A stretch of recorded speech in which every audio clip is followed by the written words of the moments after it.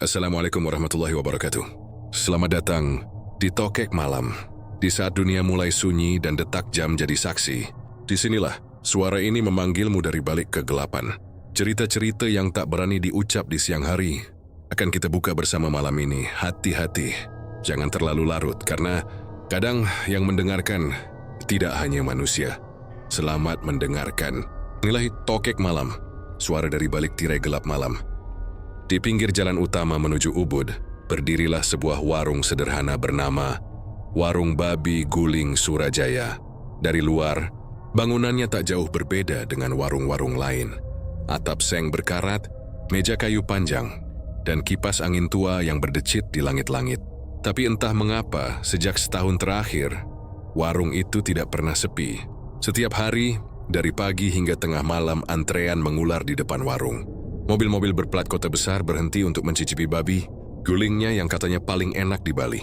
Bahkan ada yang rela menunggu 2 jam hanya untuk sekeping daging dengan sambal mata yang pedas membakar lidah. Namun, warga sekitar tahu keanehan itu bukan karena resep rahasia. Ada sesuatu yang tidak wajar pada warung itu. Malam hari, ketika semua pelanggan sudah pulang dan lampu-lampu dimatikan, suara aneh sering terdengar dari dapur. Suara gong, gending gamelan, dan kidung seperti dari upacara adat, tapi dengan nada sumbang dan lambat seolah dimainkan oleh roh. Kadang aroma dupa menyengat menyelimuti gang belakang, bercampur bau amis daging mentah yang belum sempat dibersihkan. "Pak Sura lagi ngayah mungkin," ujar warga yang mencoba menenangkan diri. Tapi siapa yang ngayah tengah malam, sendirian, tanpa cahaya lilin? Hanya dengan suara gong dan tawa kecil yang terdengar dari balik tembok. Pak Sura, pemilik warung, dulunya hanyalah seorang penjual kecil yang hampir gulung tikar. Dia dikenal baik, tapi keras kepala. Dulu warungnya sepi, pelanggan jarang datang. Dan anak semata wayangnya meninggal karena demam berdarah. Jelek di biro. Jami jarang berbicara, sering pergi berhari-hari tanpa kabar. Puluh, istrinya hanya bisa diam dan menangis di rumah. Lalu pada suatu malam ia kembali. Ia membawa patung kecil berbentuk babi hitam dari kayu Kamboja. Dengan mata merah menyala seperti bara, ia menaruhnya di pojok dapur dan berkata pelan kepada istrinya, "Mulai besok kita tak akan kekurangan lagi." Dan benar saja, keesokan harinya, sejak ayam pertama berkokok, pelanggan berdatangan. Rasa babi gulingnya luar biasa gurih. Kulitnya garing, dagingnya lembut seperti dimasak oleh tangan dewa. Orang-orang bilang bumbu olahan Pak Sura tak bisa ditiru. Tapi tak ada yang tahu bumbu itu direndam dalam darah sesuatu yang tak seharusnya ada di dapur manusia. Suatu malam Jumat Kliwon, langit Ubud gelap pekat, dan hujan turun deras seperti menyembunyikan sesuatu. Warung sudah tutup, tapi dari dalam dapur terdengar suara langkah kaki dan bunyi panci yang dipukul pelan. Raka, seorang pemuda yang baru 2 minggu bekerja di sana, kebetulan belum pulang karena sedang bersih-bersih piring. Dia mengintip ke dapur dari celah pintu bambu. Di dalam, Pak Sura berdiri di depan patung babi hitam itu. Dia menyalakan dupa, lalu meneteskan sesuatu dari botol kecil ke atas bara api. Asapnya menebal, dan Raka mencium bau yang aneh, seperti daging busuk dan bunga melati yang disiram darah. Pak Sura mulai berbicara pelan, seperti sedang berdialog dengan seseorang yang tak kasat mata. "Anak sudah kukasih, usaha lancar, pengunjung ramai. Tapi kau minta lagi?" Suara lirih itu menggema di antara bunyi hujan yang menetes. Raka memegangi dadanya. Ia tak tahu apa maksud kata-kata itu. Tapi bulu kuduknya berdiri saat melihat bayangan hitam sebesar manusia bergerak di dinding. Padahal hanya ada 1 orang di ruangan itu. Keesokan paginya, warung seperti biasa penuh sesak. Raka hampir tak percaya bahwa semalam ia melihat sesuatu yang mengerikan. Buluh tampak pucat, tapi berusaha tersenyum pada pelanggan. Tangannya gemetar saat menyajikan piring. Setiap kali pandangan mereka bertemu, Buluh menunduk, seolah takut sesuatu akan keluar dari matanya. Siang itu, seorang ibu dari Denpasar makan bersama anaknya di meja dekat jendela. Anak itu, gadis kecil berusia 6 tahun, tiba-tiba berhenti makan dan menatap patung babi hitam di pojok dapur. "Bu," katanya pelan, "kenapa babinya lihat aku?" Ibu itu menoleh. Patung itu diam saja. Tapi dari sudut tertentu, bola matanya seperti memantulkan cahaya merah. Jenis siu angin berhembus dari dapur membawa aroma dupa yang tajam. Dan si anak menangis ketakutan tanpa sebab. Malam berikutnya Raka terbangun karena mendengar bisikan. Suara itu seperti datang dari balik tembok kamarnya yang bersebelahan dengan dapur. "Raka, jangan buka pintu malam ini." Suaranya lembut tapi lirih, seperti milik perempuan. Ia keluar kamar dengan tubuh bergetar, tapi mendapati bahwa Bulu sedang duduk di depan dapur, menatap kosong ke arah patung babi. Mana ada jawaban. Hanya tatapan mata kosong, dan air mata menetes perlahan di pipinya. Lalu dengan suara serak ia berbisik, dia lapar lagi malam ini. Esok harinya, ada berita di koran lokal. Mayat laki-laki tanpa identitas ditemukan di sungai Tukadwos. Tubuhnya penuh luka sayat, seperti dikerat oleh pisau dapur. Raka membaca berita itu dengan gemetar. Dalam hatinya sesuatu mulai menyatu. Suara aneh, bau dupa, patung babi hitam, dan rasa daging yang terlalu gurih. Ia mulai curiga, rasa nikmat yang memikat ratusan pelanggan itu tidak datang dari daging babi biasa. Tapi ia tak berani bertanya, karena setiap kali ia mencoba, mata Pak Sura akan menatapnya tajam. Mata yang kini terlihat berbeda, lebih merah, lebih dingin, seperti mata seekor babi yang sedang mengintai mangsanya dari balik kegelapan. Menjelang malam, hujan turun lagi. Warung ditutup lebih awal. Raka mendengar suara gong kecil dipukul dari dalam dapur. Suara itu teratur, disusul nyanyian kuno dalam bahasa Bali yang ia tak pahami, dan bunyi tumpahan cairan ke atas bara. Aroma daging terbakar kembali memenuhi udara. Lalu di antara gema kidung itu, ia mendengar suara yang membuat darahnya membeku. Tawa perempuan diikuti isak tangis yang terdengar seperti berasal dari dasar bumi. Raka tahu malam itu warung Surajaya sedang memberi makan sesuatu yang bukan manusia. Dan mulai malam itu ia sadar, tempat ia bekerja bukan sekadar warung makan, melainkan pintu ke dunia pesugihan yang haus darah. 20 tahun lalu, jauh sebelum warung babi guling itu terkenal, Pak Sura hanyalah seorang penjajah babi guling keliling. Demi maintain kurwoku dari pagi hingga malam, berkeliling dari desa ke desa. Kadang daging dagangannya habis karena pembeli, tapi lebih sering ia pulang dengan wajah lelah dan bahan sisa yang nyaris busuk. Buluh, istrinya, selalu menunggunya di rumah kecil mereka di pinggir hutan dekat Pura Dalam Tegal Sari. Mereka hidup miskin tapi saling mencintai. Satu-satunya kebahagiaan mereka adalah anak laki-laki bernama Made, berusia 8 tahun. Anak itu ceria, sering membantu ayahnya mengipas arang atau mencicipi sambal. Tapi kebahagiaan itu hanya bertahan sebentar. Suatu musim hujan Made jatuh sakit, tubuhnya panas tinggi, matanya kuning, dan perutnya membengkak. Mereka sudah berusaha ke Balian, ke rumah sakit, ke pura, tapi tak ada hasil. Dalam 3 hari anak itu meninggal di pelukan Buluh. Sejak hari itu Pak Sura tidak pernah sama lagi. Ia mulai menyalahkan diri sendiri. Dewi marah pada dewa, pada nasib, pada dunia. Jeberklah pada istrinya. Aku tak mau hidup miskin dan kehilangan lagi. Kalau dewa tak mau dengar doaku, biar aku cari yang mau mendengar. Buluh menatap suaminya dengan ketakutan. Jadi itu, kata-kata itu bukan sekadar amarah. Di Bali ada keyakinan, bila seseorang kehilangan arah dan hatinya penuh dendam, ia bisa menarik perhatian sosok-sosok niskala, roh leluhur yang telah gelap atau makhluk yang haus perjanjian. Beberapa malam kemudian Pak Sura menghilang, juga meninggalkan rumah tanpa pamit. Buluh mencari ke pura, ke pasar, bahkan ke kuburan anak mereka. Tapi ia tak ditemukan.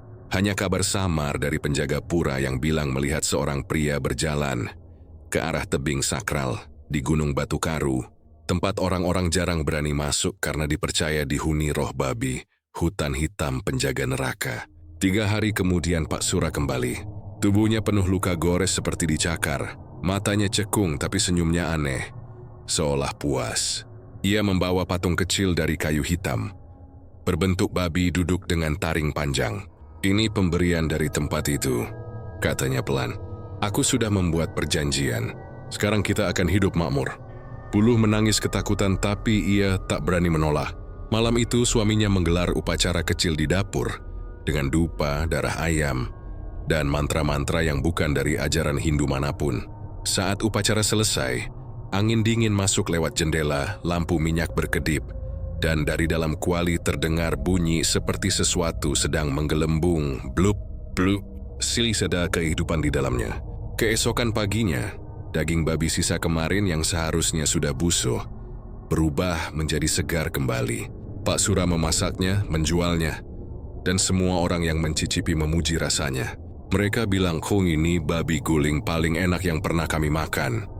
Dari situ, warung mereka mulai ramai. Bulu tahu sesuatu yang tak beres.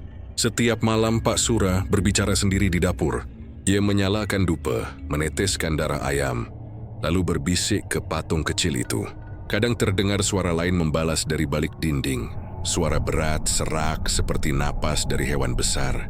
Suatu malam ia memberanikan diri bertanya, "Sura, siapa yang kau lakukan setiap malam?" Suaminya menjawab tanpa menatap, "Aku memberi makan dia yang memberi kita rezeki." Siapa dia? Celeng Niskala, dewa babi yang menolak surga dan tinggal di antara manusia. Dia lapar loh. Tapi selama kita memberinya makan, kita tak akan miskin lagi. Buluh terisak. Dia tahu ini bukan rezeki dari dewa, melainkan kutukan. Namun Pak Sura tak mau mendengar. Jadi peniksi dengan suara tajam. "Kau menangis waktu Made mati. Sekarang aku bisa buat kita kaya. Kau mau kehilangan semuanya lagi?" Buluh tak bisa menjawab. Malam itu, ia berdoa di depan foto anaknya. Tapi bayangan babi hitam terus muncul di benaknya. Mata merahnya seperti menatap dari sudut rumah, menunggu. Tahun-tahun berlalu, warung mereka makin besar. Uang mengalir, pelanggan berdatangan dari luar pulau. Tapi harga dari semua itu mulai tampak. Setiap kali omset menurun, seseorang di sekitar mereka akan menghilang. Mulanya hanya hewan, anjing, ayam, kambing. Lalu mulai manusia. Ada kuli bangunan yang tidur di belakang warung. Tak pernah bangun lagi. Ada pedagang sayur yang hilang setelah mengantar bahan. Setiap kali itu terjadi, Pak Sura semakin makmur.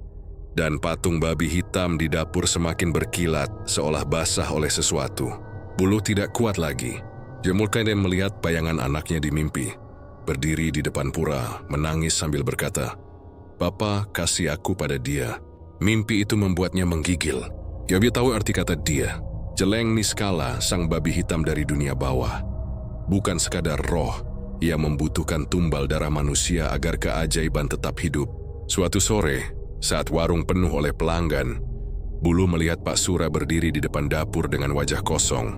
Matanya menatap tajam ke arah seorang gelandangan yang lewat di depan warung.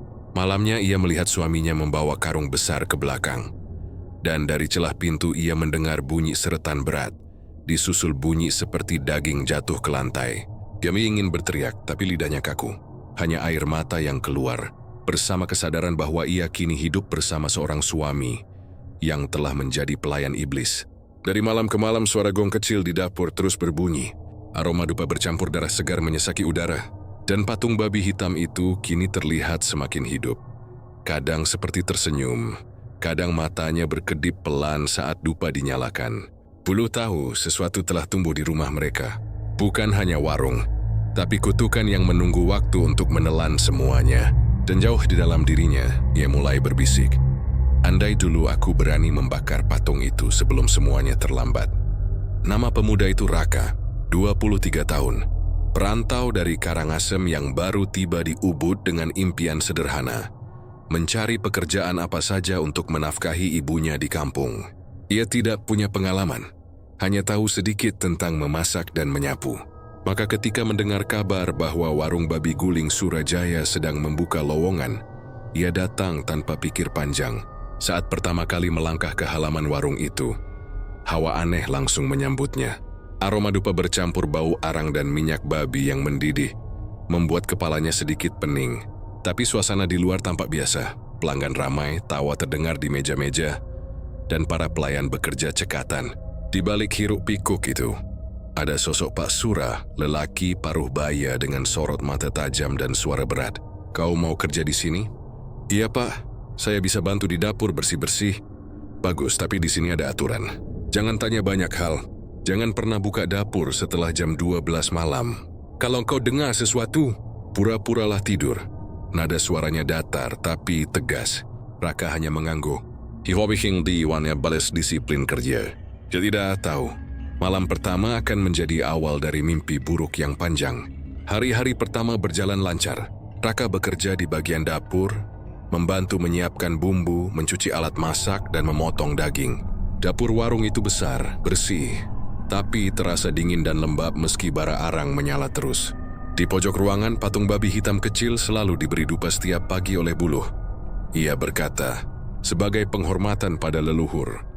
Namun setiap kali dupa itu menyala, Raka selalu merasa dadanya sesak, seperti ada sesuatu yang menatap dari balik asap. Buluh sendiri tampak ramah tapi wajahnya menyimpan duka. Kadang saat warung sudah sepi, ia duduk di kursi panjang sambil menatap kosong ke arah patung itu. Jika Raka menegurnya, ia hanya tersenyum tipis dan berkata, "Kalau kau ingin tetap hidup lama di sini, jangan banyak ingin tahu, nak." Suatu malam Raka lembur sendirian di dapur karena harus membersihkan panci besar untuk besok pagi. Jam menunjukkan hampir pukul 12. Semua pekerja lain sudah pulang, termasuk Buluh. Hanya Pak Sura yang masih ada, berjalan bolak-balik dari dapur ke ruangan belakang sambil membawa ember berisi cairan merah pekat. Raka berpikir itu mungkin bumbu sate, tapi bau yang keluar bukan seperti rempah, melainkan amis seperti darah segar. Saat Pak Sura masuk ke ruangan kecil di ujung dapur, Raka sempat melihat sekilas. Di sana ada meja batu hitam. Di atasnya lilin menyala dan sesuatu seperti kepala babi diletakkan di tengah. Pak Sura berlutut, meneteskan cairan dari ember itu ke mulut patung babi hitam kecil di dekat meja. Lalu terdengar bunyi slurp, slurp, seperti seseorang sedang meneguk cairan. Raka terpaku. Yori tahu sih ia seharusnya tidak melihat, tapi tubuhnya kaku. Matanya tak bisa berpaling. Tiba-tiba Pak Sura menoleh. "Kau dengar sesuatu, Raka?" Suara itu datar tapi berat, membuat jantung Raka hampir berhenti. "Tidak, Pak. Saya cuma membersihkan panci." Tatapan Pak Sura menembus seperti pisau. Tapi beberapa detik kemudian ia tersenyum. Senyum yang dingin dan tidak manusiawi. "Bagus. Ingat, jangan pernah tanya apa yang kulakukan di sini. Kau kerja, kau makan, dan kau tutup mata." Raka mengangguk, tapi malam itu ia tak bisa tidur. Suara slurp dari dapur terus terngiang di telinganya, disertai aroma amis yang seolah menempel di kulitnya. Hari-hari berikutnya, keanehan semakin nyata. Setiap kali dapur dibersihkan pagi hari, lantai dekat meja batu itu selalu basah oleh cairan merah. Pak Sura menyuruh mereka jangan mengelapnya, hanya menaburkan abu arang dan membiarkannya kering sendiri. "Darah babi," katanya singkat. Tapi Raka yakin itu bukan darah babi.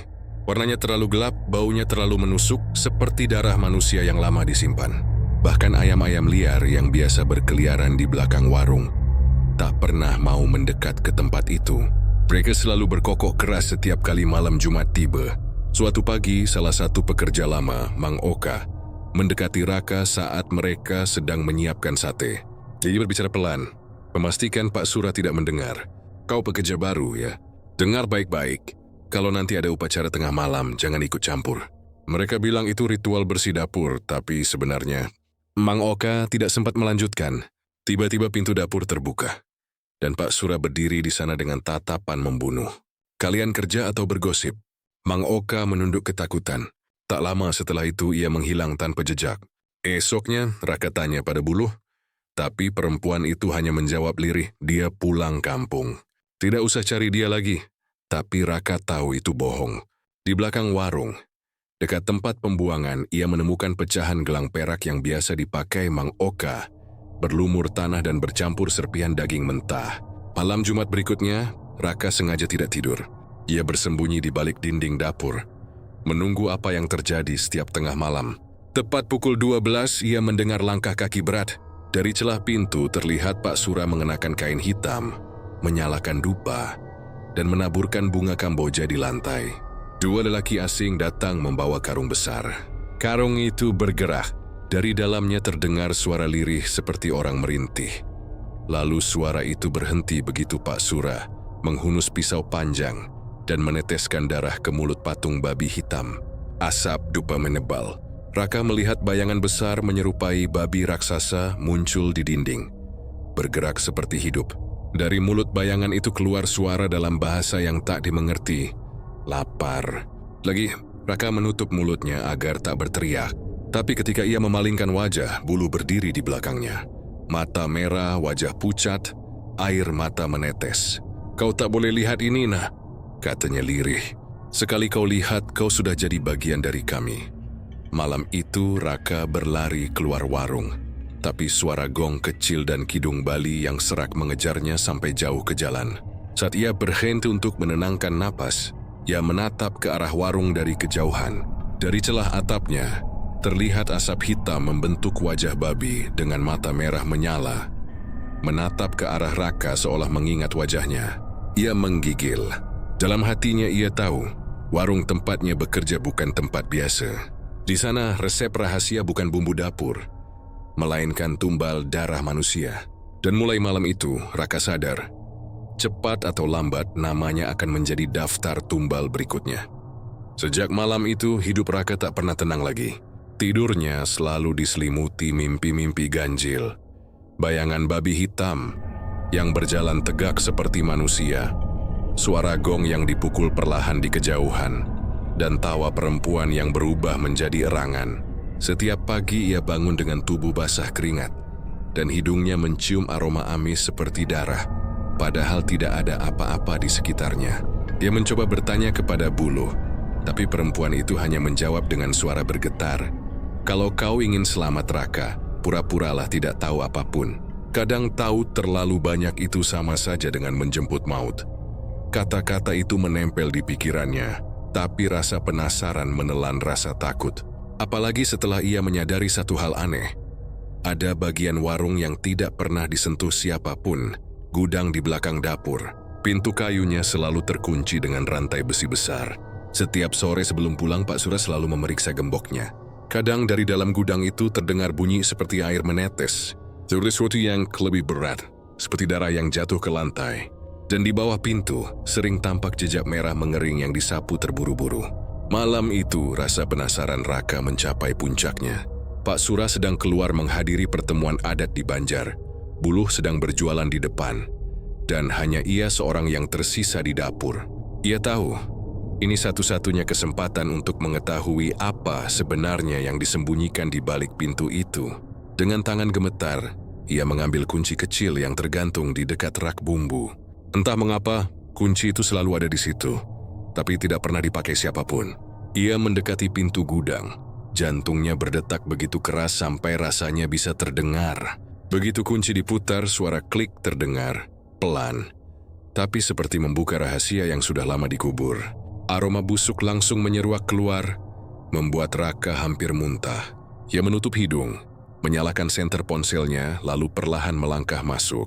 Ruangan itu gelap, lembab, dan dindingnya penuh coretan huruf Bali kuno yang ditulis dengan sesuatu yang tampak seperti darah kering.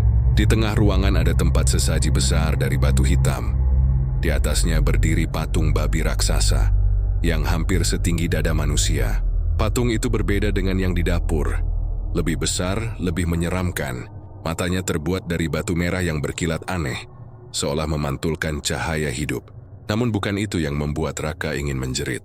Di belakang patung itu ada gentong-gentong besar dari tanah liat, dan di sekelilingnya lantai becek oleh cairan merah. Saat ia mendekat, ia melihat potongan kain, rambut, bahkan kuku manusia yang terapung di dalamnya. Satu gentong bergoyang pelan, seperti ada sesuatu di dalamnya yang baru saja bergerak. Raka menahan napas, mendekat perlahan, lalu menyorot senter ke dalam. Yang ia lihat membuat darahnya berhenti mengalir. Sebuah kepala manusia, matanya masih terbuka, mengapung di dalam cairan kental merah. Kepala itu tampak segar, seolah baru beberapa jam lalu dipotong. Ia terpeleset mundur, jatuh ke lantai, dan ponselnya terlempar. Senter padam seketika, meninggalkan kegelapan total. Namun di dalam gelap itu terdengar suara slurp, slurp, lalu napas berat. Dan dari arah patung babi itu, muncul cahaya merah dari matanya menyala hidup. Raka merangkak ke arah pintu dengan panik. Tapi sebelum sempat mencapai gagang, sesuatu bergerak cepat di belakangnya. Cakar besar menyentuh bahunya, dingin dan licin seperti kulit hewan. Lalu suara berat berbisik di telinganya. Sudah lama tak ada yang datang ke sini tanpa izin. Raka menoleh dan hampir pingsan. Sosok besar setengah manusia, setengah babi, berdiri di belakangnya. Matanya merah, giginya meneteskan darah. Aroma anyir memenuhi ruangan. Tubuhnya berbulu kasar, tapi bagian perutnya terbuka. Terlihat daging berdenyut seperti jantung yang masih berdetak. Sosok itu mendekat, mengendus lalu tertawa pelan. Suaranya seperti dua orang berbicara bersamaan. Kau punya darah muda, manis. Raka menjerit sekuat tenaga, menendang pintu dengan sisa tenaga. Pintu terbuka lebar, dan ia berlari keluar dengan wajah pucat. Begitu keluar, udara malam terasa lebih berat, seolah seluruh warung menyerap cahaya di sekitarnya. Pak Sura berdiri di halaman, menatapnya dengan tatapan kosong. Wajahnya penuh abu dupa, dan di tangan kanannya masih ada pisau dengan darah menetes. "Kau buka pintu itu ya?" Suara Pak Sura tenang, tapi justru itulah yang membuatnya semakin menakutkan. Raka mundur, tak bisa menjawab. "Itu bukan tempat untuk manusia biasa. Yang kau lihat tadi, itu pemberi rezeki kami. Dia lapar dan kau sudah membangunkannya." Raka memohon ampun, tubuhnya gemetar hebat. Tapi Pak Sura hanya tersenyum dingin. "Jangan takut, mungkin dia memilihmu jadi bagian dari keluarga kami." Tiba-tiba dari belakang terdengar jeritan bulu. Ia berlari sambil menangis, memegangi kepala. "Sura, cukup! Kau mau korban lagi? Sudah cukup darah di rumah ini." Pak Sura menatap istrinya dengan tatapan tajam. "Kau tahu sendiri loh, kalau kita berhenti, dia akan ambil semuanya kembali. Termasuk nyawamu." Bulu terisak dan berlutut. Raka berdiri terpaku, tak tahu harus kemana.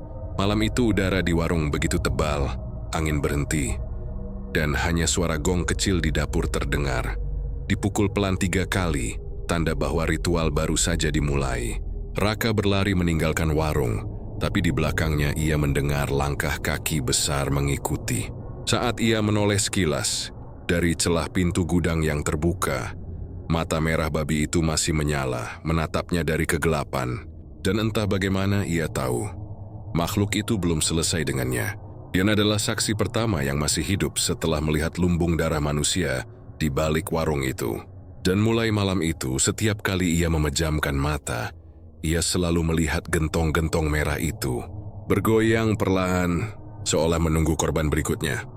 Raka berlari tanpa arah, menembus malam yang pekat. Langit di atasnya seperti menekan bumi, berat dan gelap tanpa bintang sedikit pun.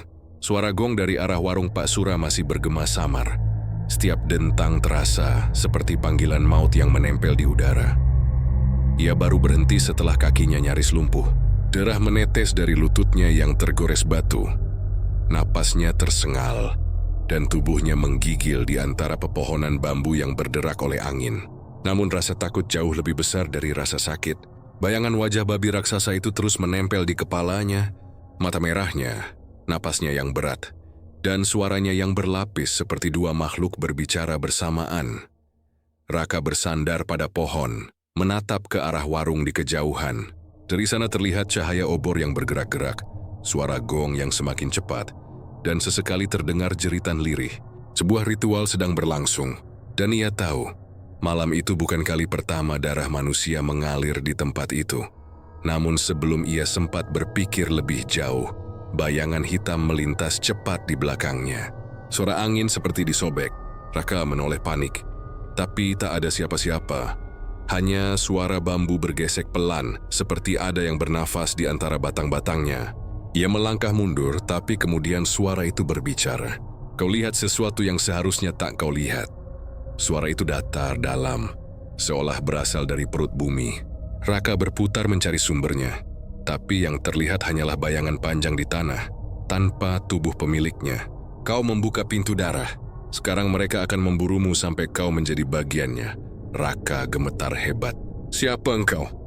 katanya terbata. Bayangan itu menegang, lalu berubah bentuk perlahan. Dari bentuk samar menjadi siluet manusia dengan jubah panjang. Kepalanya ditutupi kain hitam. Wajahnya gelap total tanpa mata atau mulut. Namun suaranya jelas dan dinginnya menusuk tulang. "Aku penjaga perjanjian. Dulu, sebelum warung itu dibangun, tanah itu adalah tempat pemujaan lama.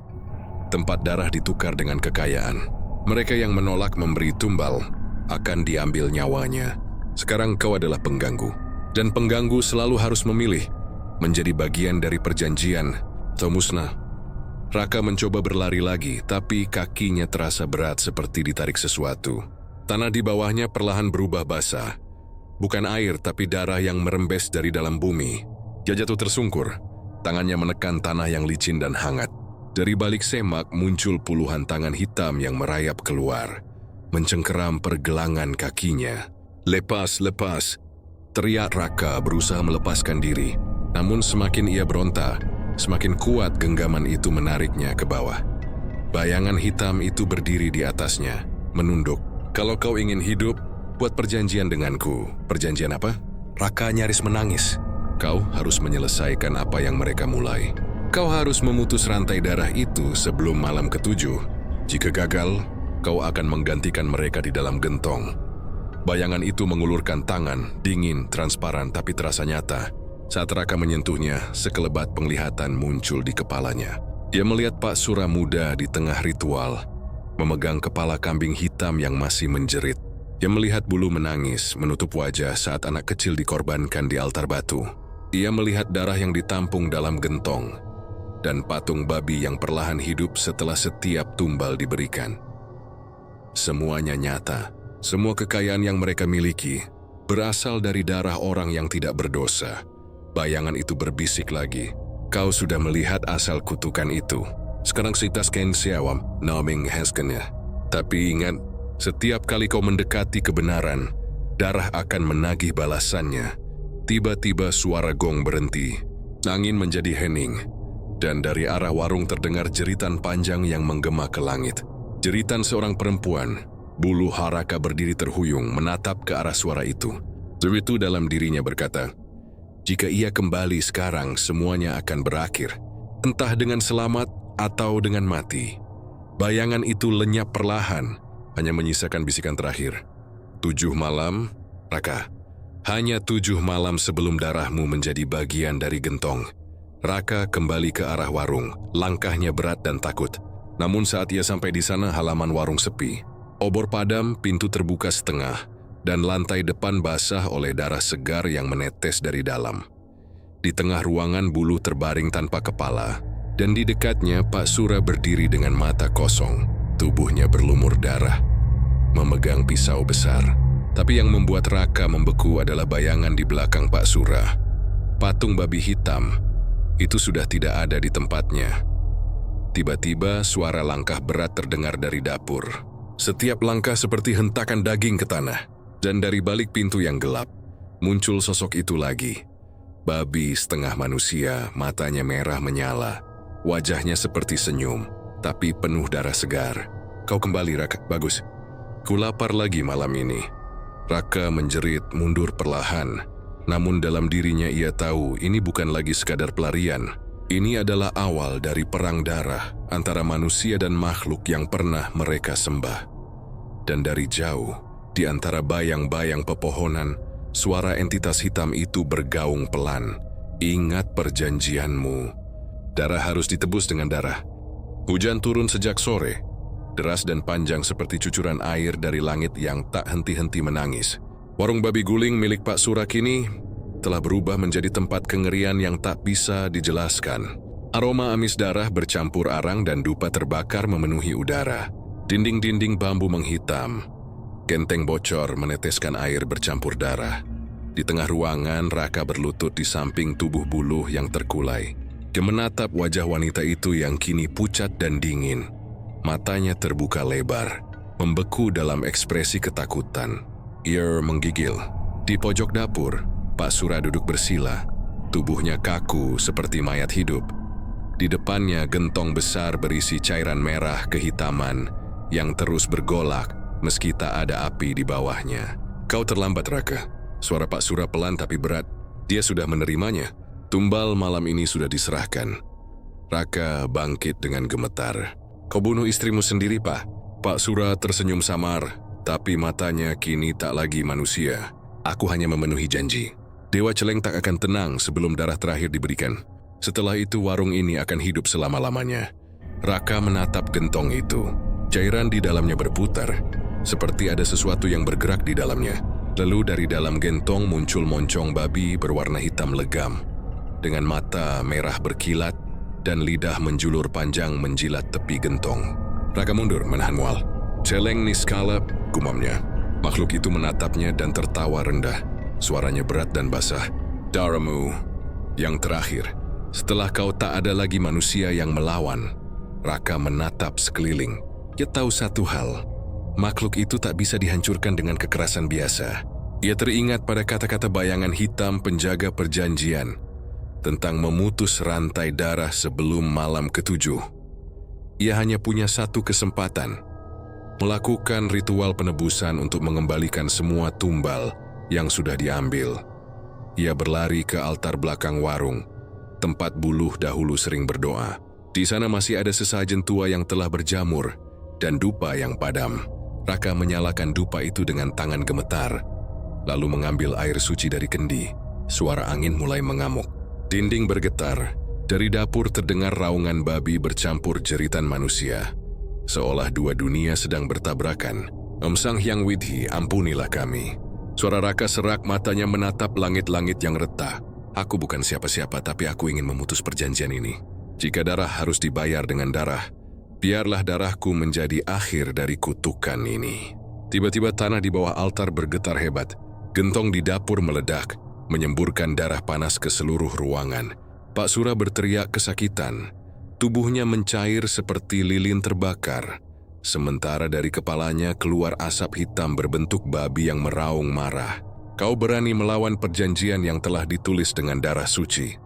Makhluk itu muncul sepenuhnya. Setengah babi, setengah manusia, bertaring panjang. Matanya berkilau seperti bara api. Ia berjalan perlahan ke arah Raka. Setiap langkahnya membuat lantai retak dan mengeluarkan asap hitam. Raka menggenggam kendi air suci erat-erat, lalu menuangkannya ke tanah di depan altar, sambil melantunkan doa yang ia hafal dari bisikan bayangan penjaga. Yang lahir dari darah, kembali ke tanahnya. Yang hidup dari tumbal, kembali pada malam. Aku serahkan darahku, agar tak ada lagi darah yang tumpah. Air suci itu bercampur dengan darah di lantai, menghasilkan asap putih yang tebal. Makhluk itu menjerit, suaranya menggema ke seluruh desa. Tubuhnya terbakar, meleleh, dan di antara jeritannya, Raka melihat bayangan banyak wajah manusia, wajah para korban. Muncul satu persatu dari tubuh sang celeng niskala. Wajah Buluh, wajah para pekerja, wajah anak kecil yang dulu dikorbankan. Semuanya menatap Raka, lalu lenyap ke udara seperti debu.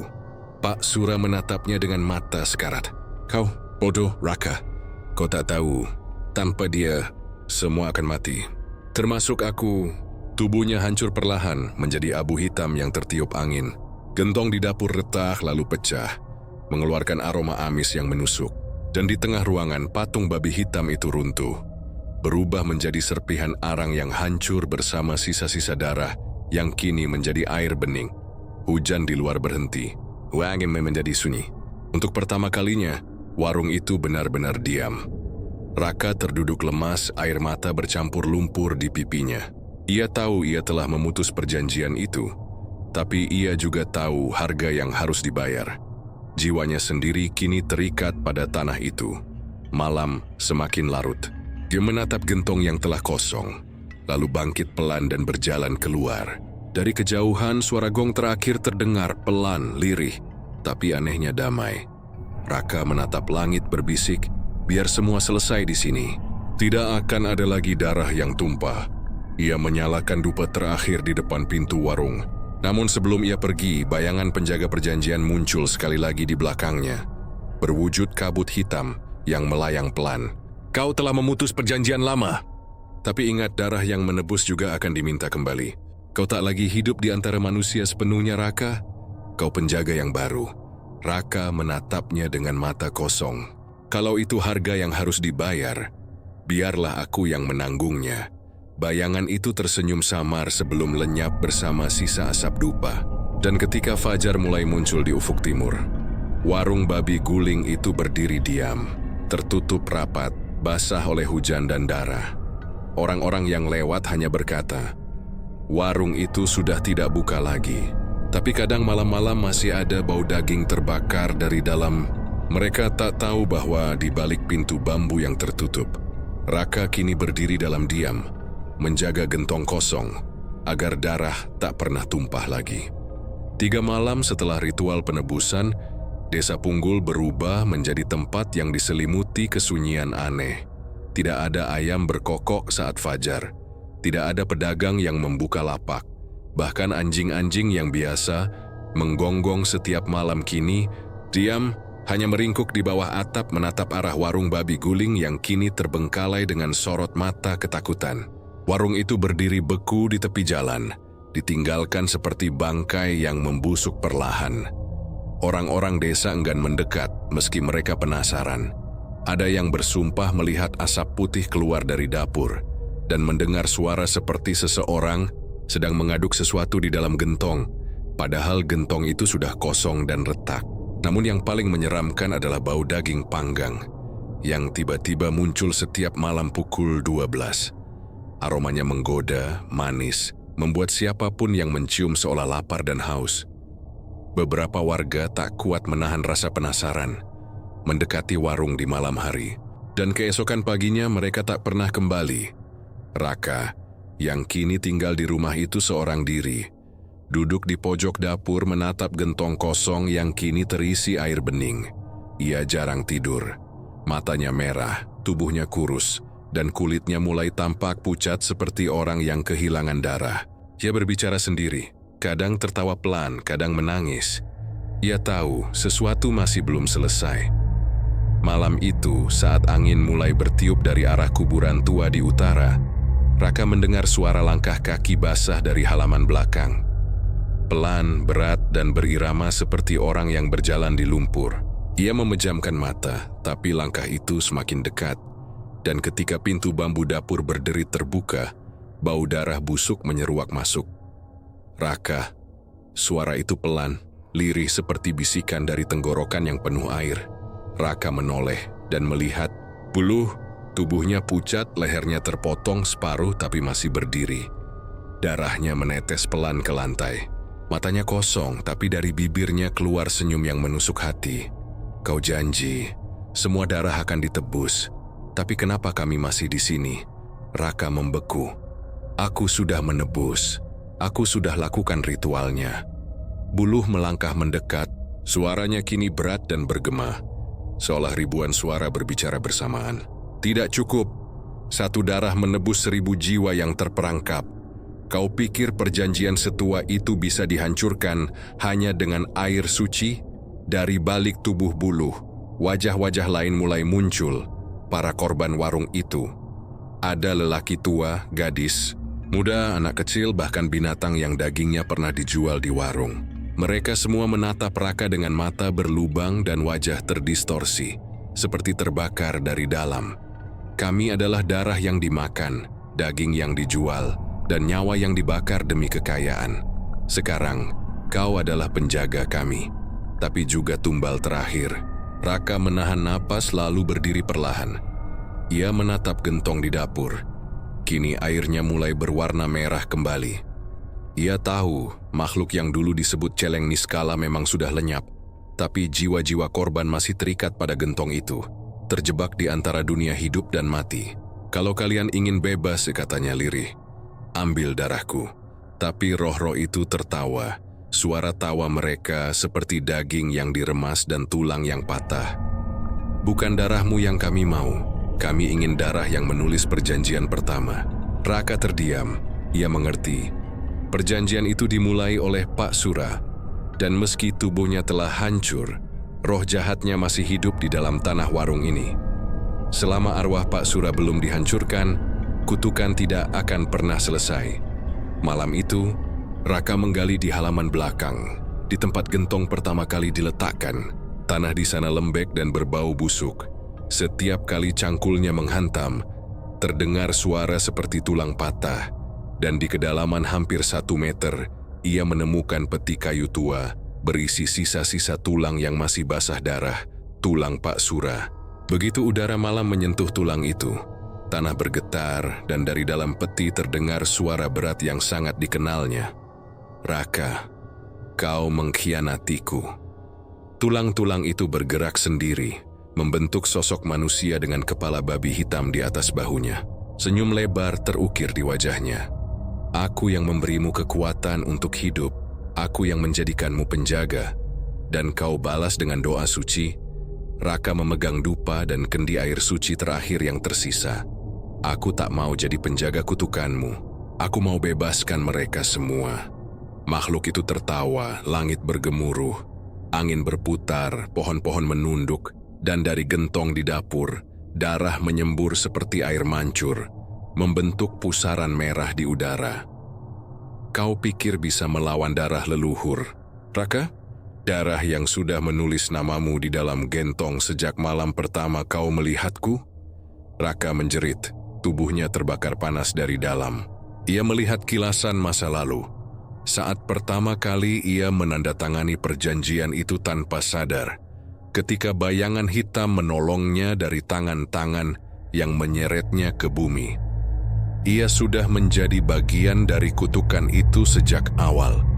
Namun kali ini, ia tidak akan menyerah. Kalau aku sudah jadi bagianmu, biarlah aku jadi akhirnya juga. Raka melompat ke dalam pusaran darah, membawa kendi air suci, lalu memecahkannya di atas dirinya sendiri. Ledakan cahaya putih menyelimuti seluruh warung. Teriakan ribuan roh menggema ke seluruh desa, dan gentong itu retak pecah berkeping-keping. Ketika pagi datang, penduduk desa menemukan warung itu hancur sebagian. Dinding bambu terbakar, gentong menghilang, dan di tengah lantai dapur hanya ada bekas tubuh manusia yang hangus, memeluk patung babi hitam yang telah retak. Tidak ada tanda kehidupan, tapi anehnya, bau dupa suci tercium di udara menutupi aroma darah. Sejak hari itu, tak ada lagi warung babi guling di desa Punggul. Namun setiap kali hari Kajeng Kliwon tiba, warga melihat asap tipis muncul dari reruntuhan warung, dan terdengar suara gong lembut yang datang dari arah dapur. Mereka bilang, itu suara Raka, sang penjaga terakhir, yang menepati sumpahnya. Menjaga agar darah manusia tak lagi dijadikan santapan makhluk celeng hitam. Kabut tebal menyelimuti tanah tempat warung itu pernah berdiri. Tak ada suara ayam, tak ada hembusan angin. Hanya keheningan yang menggantung, seolah waktu berhenti. Di tengah reruntuhan dapur yang hangus, asap putih membentuk pusaran lambat-lambat. Dan dari dalamnya muncul bayangan tubuh Raka. Telanjang dada, tubuhnya hangus sebagian tapi masih berdiri tegak. Matanya tidak lagi merah, tapi kosong seperti cermin dari dua dunia yang saling menatap. Ia menatap sekeliling. Semua tampak asing. Tanah di bawahnya berwarna hitam seperti arang. Langit berputar dengan warna merah gelap, dan di kejauhan berdiri gerbang batu besar berbentuk kepala babi raksasa. Mulutnya menganga, mengeluarkan suara dengusan berat. "Aku di mana?" Gumam Raka, suaranya serak. Suara lain menjawab dari balik kabut. "Kau berada di antara dunia Raka. Dunia para pemuja yang mati dengan perjanjian di tangan mereka." Dari kabut muncul bayangan penjaga perjanjian, sosok hitam yang dulu menolongnya. Tapi kini wajahnya jelas, ini setengah manusia, setengah babi. Matanya hitam tanpa bola. Dan dari dadanya keluar simbol merah berbentuk spiral. "Aku membawamu ke sini karena belum selesai. Kau sudah menghancurkan gentong. Tapi roh celeng Niskala belum lenyap. Ia menunggu di dasar dunia bawah, tempat darah pertama kali dituang." Raka menatap lurus ke gerbang babi batu itu.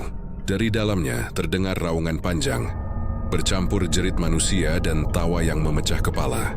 "Kalau aku harus ke sana untuk mengakhiri semua ini, maka aku akan pergi." Bayangan penjaga itu menatapnya lama. "Sekali kau masuk, tak ada jalan kembali.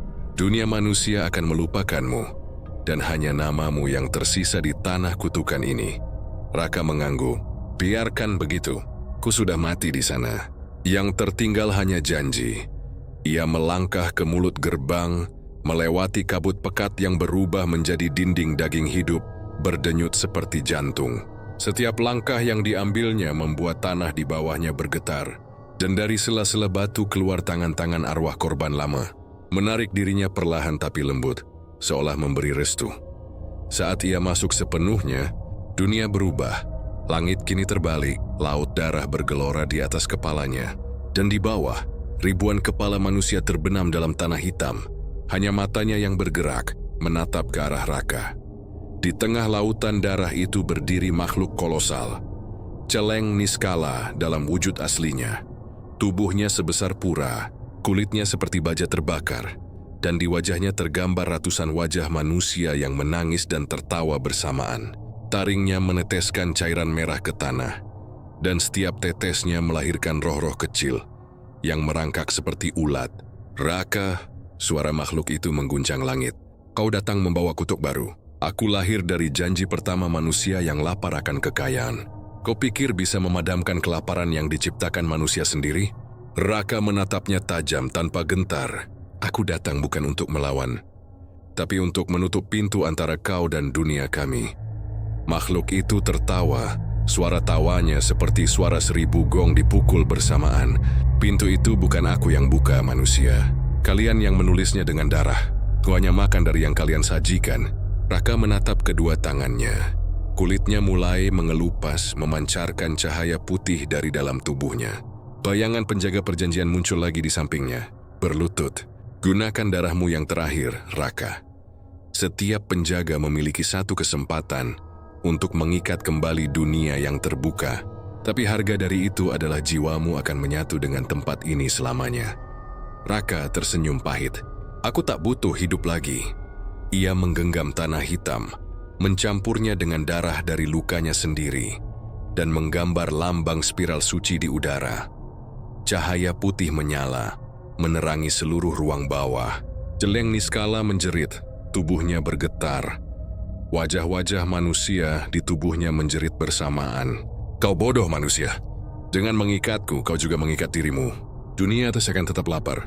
Dan di saat mereka memanggilku lagi, yang akan datang bukan aku, tapi kau. Raka tidak berhenti.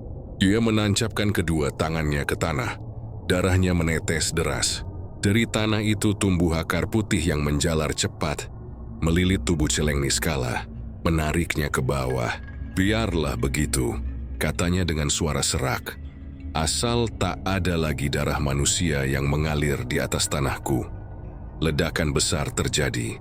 Langit berdarah pecah, lautan api menguap, dan seluruh dunia bawah menggulung dirinya sendiri ke dalam pusaran.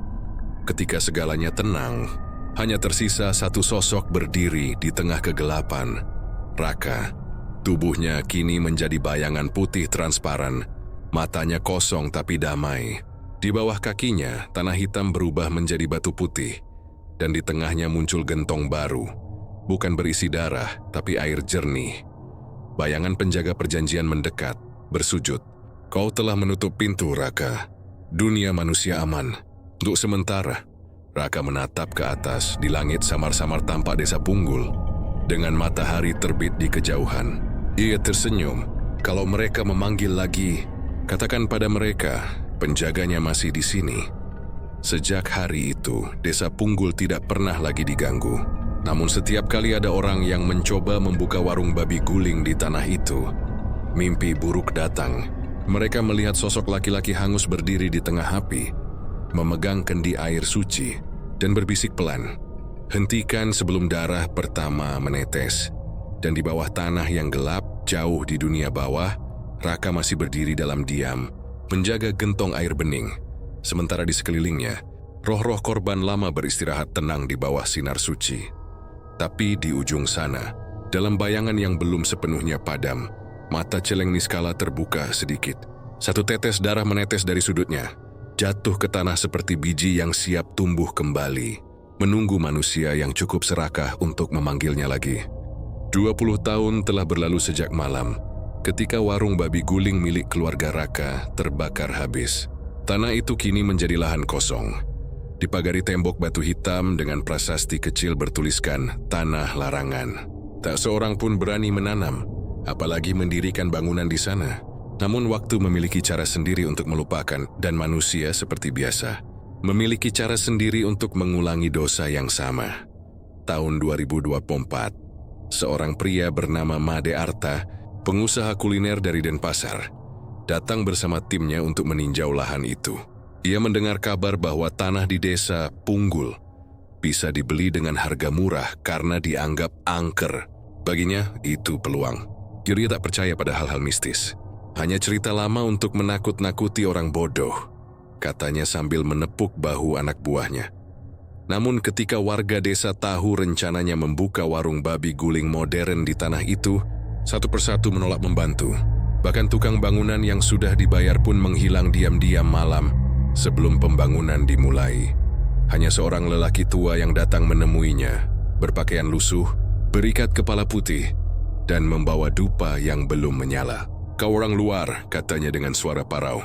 "Tanah ini bukan milik siapapun. Dia milik yang lapar." Mayday tertawa kecil. "Yang lapar? Justru bagus, berarti warung saya nanti ramai." Laki tua itu menatapnya lama. Matanya seperti menyimpan luka yang tak selesai. "Bukan manusia yang lapar di sini, nak. Tapi sesuatu yang lebih tua dari kelaparan itu sendiri." Ia menunduk, lalu menancapkan dupa ke tanah. "Kalau kau tetap bersikeras, jangan salahkan siapapun kalau darah kembali menetes." Maid tidak mendengarkan. Ia menebang sisa pohon Kamboja di ujung tanah itu. Pohon yang konon tumbuh di atas kubur Raka, dan mulai mendirikan bangunan megah berdesain modern. Lantai granit dipasang, dapur baru dibangun, dan di tengahnya, persis di tempat gentong tua dulu ditemukan, ia menaruh tempat bakar babi guling utama. Ketika fondasi digali, salah satu pekerja menemukan benda aneh. Gentong kecil berisi air bening. The maid menganggapnya jimat dan meletakkannya di pojok dapur. Ia tak tahu bahwa air itu bergetar halus setiap kali pisau menyentuh daging babi di meja potong. Malam pembukaan tiba. Warung baru bernama Babi Guling Surga Daging itu ramai pengunjung.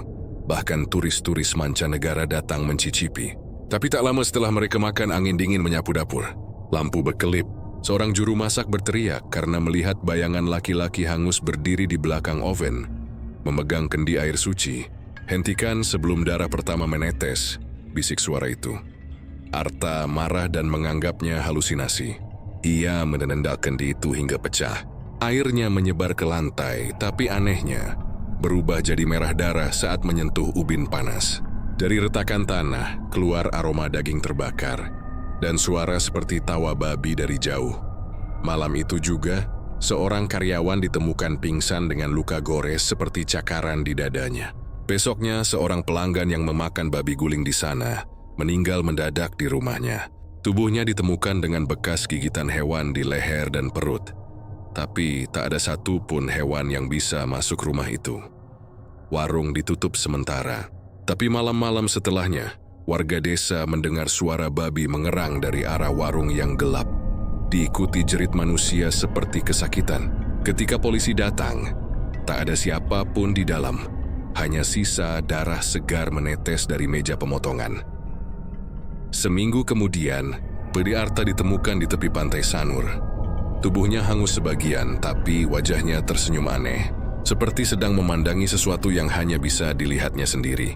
Di tangannya masih tergenggam potongan kayu bakar yang gosong.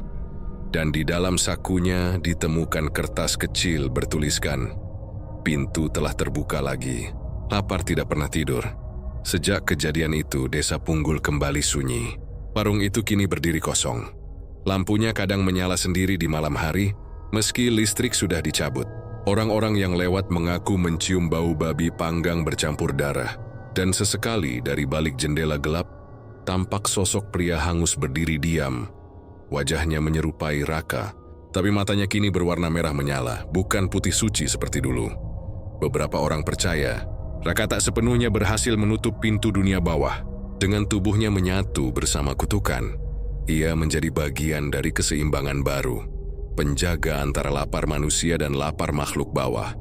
Tapi keseimbangan itu rapuh setiap kali ada manusia yang tergoda oleh kekayaan cepat, terutama lewat makanan yang dipersembahkan dengan darah. Pintu itu bergetar lagi, menandakan sesuatu di bawah sedang bangun. Kini, di pojok pura tua dekat desa, seorang anak kecil sering terlihat berbicara sendiri di sore hari. Ketika ditanya, ia menjawab polos, "Aku main sama Om Raka." Dia bilang, "Jangan biarkan mereka kasih darah lagi." Para tetua desa hanya bisa terdiam. Mereka tahu legenda lama belum berakhir. Dan di bawah tanah hitam yang dulu menjadi tempat gentong berdarah itu, sesuatu masih bernafas pelan, menunggu waktu, menunggu manusia lain yang cukup serakah untuk membuka perjanjian lama itu lagi. Pesugihan warung babi guling di Bali tidak pernah benar-benar mati. Ia hanya berpindah dari generasi ke generasi, menempel pada darah orang-orang yang berani menukar rasa lapar dengan kemewahan sesaat. Karena selama manusia masih makan dari hasil yang dikutuk, lapar dunia bawah tak akan pernah kenyang.